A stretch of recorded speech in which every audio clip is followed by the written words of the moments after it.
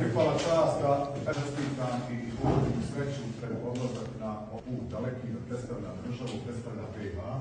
Ovo ti je poklon od nastavnika, čestitam, isto tako čestitam u uspjehu i da on bude sva srećom i da bude još bolji rezultat na kraju.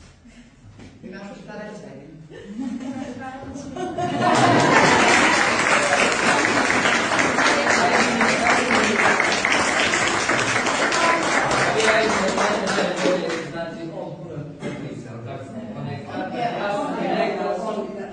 Ali ono što ću ja reći i za njeg i za sebe, znači divni dio kolektiva, ovi ljudi su divni ljudi, vidiš svaki put kad ti negdje ideš na neka daleka putovanja, oni su spremni neki poklon, hvala ime svih kolega, hvala vama, hvala našoj školi. Naravno, značajni je već pobjednik, bez obzira.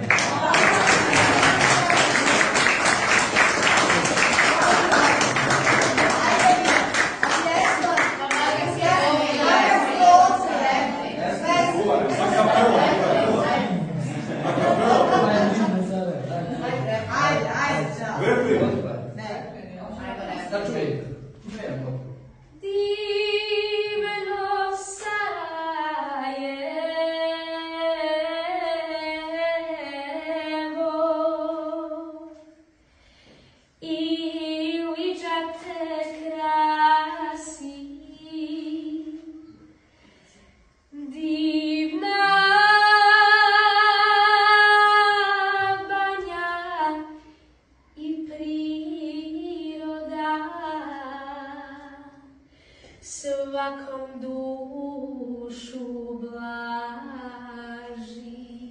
Bravo.